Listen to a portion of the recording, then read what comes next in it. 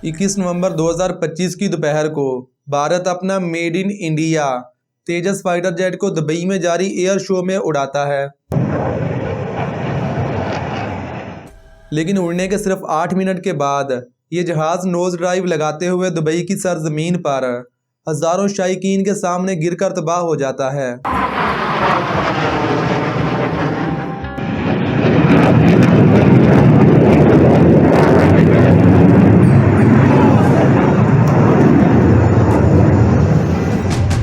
तेजस वही fighter jet है जिसको बनाने के लिए इंडिया पिछले 40 सालों से लगा हुआ है और 1980 से लेकर अब तक इंडिया ने तकरीबन 38 से 40 फाइटर जेट ही बनाए हैं। इसी फाइटर जेट को इंडिया अपना गुरूर समझता था, लेकिन आज कुदरत ने इनके गुरूर को खाक में मिला दिया। लेकिन अफसोस की बात यह है कि इस हादसे के अंदर इस जहाज का पायलट भी जान से मारा गया। Gathered in large numbers, many in tears to bid their final farewell.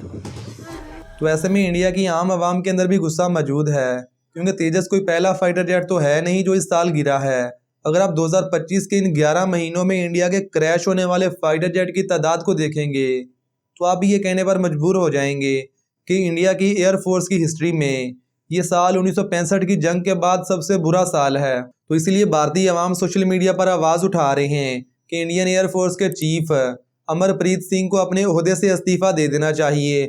और साथ ही ये लोग ये भी सवाल उठा रहे हैं कि तेजस फाइटर जेट का ये हादसा क्या पायलट की नाकामी की वजह से आया है या फिर जहाज़ की मशीनरी के अंदर ही कोई फॉल्ट था। तो आइए फिर आज की इस वीडियो में हम जानने की कोशिश करते हैं कि इंडिया की एयरफोर्स एक प्रोफेशनल एयरफोर्स है, लेकिन फिर भी आजकल उनका इतना बुरा वक्त क्यों चल रहा है। और साथ ही क्या मोदी सरकार दुबई के एयर शो में तेजस फाइटर जेट की असल इन्वेस्टिगेशन रिपोर्ट को कभी आवाम के सामने आने देगी भी या नहीं। तो आइए फिर इन तमाम सवालों के जवाब जानने की कोशिश करते हैं आज की इस वीडियो में।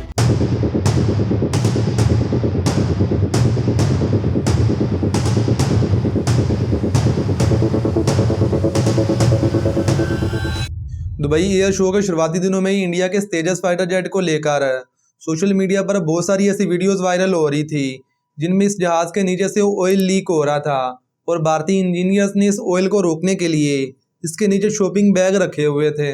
और मैंने तो अपनी ज़िंदगी में पहली बार ऐसा देखा कि किसी जहाज़ के नीचे से इस तरीके से ऑयल लीक हो रहा हो। This is very embarrassing situation for Indian peoples and air force. देखें, इंडिया का ये तेजस जहाज़ को इतना ज़्यादा बुरा भी नहीं है। ये एक 4.5 जनरेशन का फाइटर जेट है जिसको लेकर इंडिया तो ये दावा करता है कि वो पाकिस्तान के JF-17 थंडर से बेहतर है। और यहीं पर गोदी मीडिया एक और डंडी मार जाता है और यहाँ पर इनका एक जेलसी का फैक्टर आ जाता है। अभी यहाँ पर ये प्रोपेगेंडा क्या करते हैं कि पाकिस्तान का कहना है कि पाकिस्तान ने JF-17 थंडर को चाइना के साथ मिलकर बनाया है, लेकिन हकीकत में JF-17 थंडर का सारा सामान चाइना से बनकर आता है और पाकिस्तान के अंदर सिर्फ ये असम्बल होते हैं। पाकिस्तान इसको असम्बल करने के बाद इसके ऊपर अपना झंडा लगा देता है और कहता है कि JF-17 को हमने बनाया है। और वहीं गोदी मीडिया एक और दावा करता है कि भारत तो अपने डिफेंस को लेकर आत्मनिर्भर हो रहा है, यानी कि हम अपने जहाज़ खुद बनाते हैं। Everything is made in India. और पाकिस्तान के इस JF-17 को लेकर बहुत सारी इंटरनेशनल रिपोर्ट्स मौजूद हैं जिनके मुताबिक पाकिस्तान JF-17 का तकरीबन 80% सामान खुद ही तैयार करता है और इसका कुछ सामान चाइना और रशिया से भी खरीदता है। और ख़ास तौर पर जो पायलट की इजेक्शन सीट होती है, यानी कि जब भी कोई जहाज़ क्रैश करता है तो पायलट जो जहाज़ से बाहर इजेक्ट करता है, जो इजेक्शन सीट होती है उसे पाकिस्तान बरतानिया की एक कंपनी से ख़रीदता है। इसमें कोई ढकी छुपी बात ही नहीं है, लेकिन 80% सामान पाकिस्तान के अंदर ही तैयार होता है। और वहीं अगर आप तेजस फाइटर जेट की बात करें जिसे भारत के लोग फुली मेड इन इंडिया कहते हैं, अगर आप इसके बारे में थोड़ी रिसर्च करेंगे तो आपको पता चलेगा कि जो तेजस फाइटर जेट का पहला वर्जन है, जो पहला वर्जन था वही अभी क्रैश हुआ है दुबई के अंदर। इसके बारे में अगर आप रिसर्च करेंगे तो आपको पता चलेगा कि इस जहाज़ के अंदर जो इंजन लगा हुआ है उसे इन लोगों ने अमेरिका की एक कंपनी से इंपोर्ट किया है। इस जहाज़ का जो रेडार और बाकी इलेक्ट्रॉनिक एसेसरीज़ हैं उसे इन लोगों ने इसराइल की एक कंपनी से इंपोर्ट किया है। और उसके अलावा जो इजेक्शन सीट है उसे इन लोगों ने भी पाकिस्तान की तरह बरतानिया की एक कंपनी से इंपोर्ट करके लगाया हुआ है।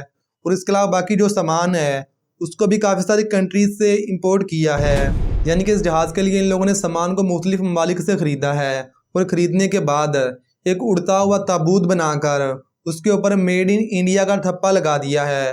भाई हमने ये जहाज़ खुद तैयार कर लिया है, ये जहाज़ बहुत सस्ता है। हालांकि इसी जहाज़ का एक वर्जन इससे पिछले साल ही गिरकर तबाह हो चुका है। देखिए अभी इस बात में कोई शक या बहस नहीं है कि भारत की इकोनॉमी पाकिस्तान की इकोनॉमी से कई गुना बेहतर है। हथियार खरीदने के लिए जितने पैसे इंडिया के पास हैं, पाकिस्तान के पास उतने पैसे नहीं हैं। लेकिन इस सब के बावजूद पाकिस्तान की सिक्योरिटी फोर्सेस अपने वसाइल से बढ़कर हमेशा कारकर्दगी दिखाते हैं। इसकी एक बड़ी वजह यह है कि पाकिस्तान की तमाम सिक्योरिटी फोर्सेस, ख़ास तौर पर पाकिस्तान एयरफोर्स का जब भी कोई पायलट अपनी ट्रेनिंग कर रहा होता है तो उसे इस चीज़ का एहसास करवाया जाता है कि आपका दुश्मन आपसे 5 से 6 गुना बड़ा और ताकतवर है। आपको कम वसाइल के साथ अच्छी कारकर्दगी दिखाना होगी, क्योंकि पाकिस्तान के पास वसाइल बहुत ही महदूद हैं। जब पाकिस्तान के फाइटर पायलट इस मेंटेलिटी के साथ ट्रेनिंग करते हैं तो उनको आइडिया होता है किसी भी कशीदगी की सूरत में पाकिस्तान के एक फाइटर जेट को इंडिया के 5 से 6 फाइटर जेट का मुकाबला करना होगा, जिसकी वजह से उनका अज़म मज़ीद पुख्ता हो जाता है। जबकि दूसरी तरफ इंडिया की आवाम की तरह उनके सिक्योरिटी फोर्सेस के अंदर भी यही गलतफहमी मौजूद है कि भाई हमारे पास तो पैसा बहुत है, हमें जितनी हथियार या फाइटर जेट खरीदना होंगे हम उनको एकदम खरीद लेंगे। जबकि पाकिस्तान तो अपने हथियार और जहाज़ भी उधार ही लेता है। इसीलिए हमारी सिक्योरिटी फोर्सेस और हमारी एयरफोर्स पाकिस्तान से सुपीरियर है। और इसी गलतफहमी का फ़ायदा उठाते हुए मई 2025 की जंग में पाकिस्तान एयरफोर्स ने इंडिया के 7 जहाज़ गिरा दिए थे। तो भी ये इतने बेगैरत लोग हैं कि शुरू में तो ये लोग माने नहीं कि भाई हमारा कोई जहाज़ भी गिरा है। लेकिन जब पूरी दुनिया ने इन्हें लानते डाली, डोनाल्ड ट्रंप ने 50 बार से ज़ायद कहा कि पाकिस्तान और इंडिया के दरमियान जंग हो रही थी, पाकिस्तान ने इंडिया के 7 जहाज़ गिरा दिए और ये जंग एक न्यूक्लियर जंग में तब्दील होने वाली थी। मैंने ये जंग रुकवाई है। Than I thought, but we stopped India and Pakistan. I could go through the list. You know the list better than I do. अभी मई 2025 की जंग में तो पाकिस्तान ने इंडिया के 7 जहाज़ गिराए ही थे, लेकिन उसके अलावा भी इंडिया के इस साल काफ़ी सारे जहाज़ गिरे हैं। अगर आप इसकी डिटेल में जाएंगे तो आप खुद भी शॉक हो जाएंगे। 6 फरवरी 2025 को इंडियन एयरफोर्स का मिराज 2000 फाइटर जेट तरबियती परवाज़ों के दौरान मध्य प्रदेश के इलाके के अंदर क्रैश कर गया। लेकिन इस जहाज़ का जो पायलट था उसने बर वक्त इजेक्ट कर लिया, इसीलिए कम से कम पायलट की जान तो बच गई, लेकिन ये जहाज़ गिरकर तबाह हो गया। इसके अलावा 3 अप्रैल 2025 की रात को इंडियन एयरफोर्स का जागवर फाइटर जेट एक मिशन के दौरान गुजरात के इलाके जामनगर में क्रैश कर गया और इस क्रैश में इस जहाज़ का पायलट भी जान से मारा गया। और इसके अलावा 9 जुलाई 2025 को एक और जागवर त्यारा राजस्थान के इलाके में क्रैश कर गया और इंडियन एयरफोर्स के मुताबिक इस जहाज़ के दोनों पायलट ही जान से मारे गए। और फिर 14 अप्रैल 2025 को इंडियन एयरफोर्स का एक और ट्रेनर फाइटर जेट क्रैश कर गया, लेकिन इस जहाज़ का पायलट कम से कम जिंदा बच गया। और फिर अभी 21 नवंबर 2025 को दुबई के एयर शो में तेजस का गुरूर भी खाक में मिल गया। लेकिन यहाँ पर सबसे बड़ा मसला ये है कि जब भी इंडिया का कोई त्यारा गिरता है तो इसकी सही तरीके से इन्वेस्टिगेशन नहीं होती। इंडिया का जब भी कोई जहाज़ क्रैश करता है तो उसकी इन्वेस्टिगेशन का बिल्कुल एक सेट पैटर्न है कि अगर इस जहाज़ का पायलट जिंदा बच जाए तो फिर सारा इल्ज़ाम जहाज़ की मशीनरी पर या फिर किसी और साइड में डाल दिया जाता है। लेकिन अगर इस जहाज़ का पायलट मर जाए तो फिर सारा इल्ज़ाम पायलट के ऊपर डाल दिया जाता है, भले ही जहाज़ की मशीनरी के अंदर कोई मसला हो या ना हो। यानी कि अगर जहाज़ का पायलट जिंदा बच जाएगा तो सारा कसूरवार उस जहाज़ को ठहराया जाएगा, लेकिन अगर पायलट जान से मारा जाएगा तो फिर सारा कसूरवार इसी पायलट को ठहराया जाएगा, क्योंकि वो अपनी बात रखने के लिए ज़िंदा बचता ही नहीं है। आपको याद होगा कि आज से कुछ महीने पहले ही एयर इंडिया का एक जहाज़ क्रैश हुआ था अहमदाबाद के अंदर, जिसमें तकरीबन 250 से 300 लोग मारे गए थे।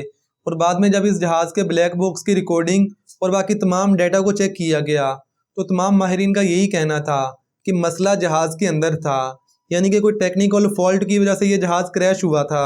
अभी इस क्रैश को लेकर मुकम्मल रिपोर्ट तो अभी तक सामने नहीं आई, लेकिन इनिशियली रिपोर्ट में मोदी सरकार ने बड़े ही आराम से ये पूरे के पूरे क्रैश का ज़ुम्मा इस जहाज़ के पायलट के ऊपर डाल दिया, जो ऑलरेडी मर चुका है। इनका कहना है कि ये जहाज़ के पायलट के घरेलू मिसाइल चल रहे थे और ये पायलट डिप्रेशन का शिकार था। इसने जानबूझकर इस जहाज़ को उड़ने के कुछ सेकंड के बाद ही नीचे गिरा दिया, क्योंकि वो पायलट तो ऑलरेडी जान से मर चुका है। अभी वो गवाही देने के लिए वापसी थोड़ी आएगा। जबकि दूसरी साइड में जो कंपनी है बोइंग की, वो तो एक बहुत बड़ी कंपनी है, अभी उसके ऊपर इल्ज़ाम डालकर इनकी अपनी शामत आ जानी थी क्योंकि काफ़ी सारे मसले मसाइल इनकी अपनी एयरलाइन के अंदर भी थे। तो अब इस वीडियो के आखिर में मैं तो आपसे यही कहूँगा कि इंडिया का ये जहाज़ पाकिस्तान के साथ जंग करते हुए नहीं बल्कि दुबई के एयर शो में करतब दिखाते हुए गिरा है। इसीलिए आपको ज़्यादा डोल बजाने की ज़रूरत नहीं है, क्योंकि अगर आज इंडिया का जहाज़ गिरा है तो वक्त का पता नहीं, हो सकता है कल पाकिस्तान का कोई जहाज़ भी गिर जाए। तो अभी इनका पायलट भी मर चुका है। तो इसलिए प्लीज़ मेरी आपसे रिक्वेस्ट होगी कि आप इस मामले को ज़्यादा मजाक में नहीं लें, क्योंकि ये बुरा वक्त है, ये किसी पर भी आ सकता है। अल्लाह हाफिज़।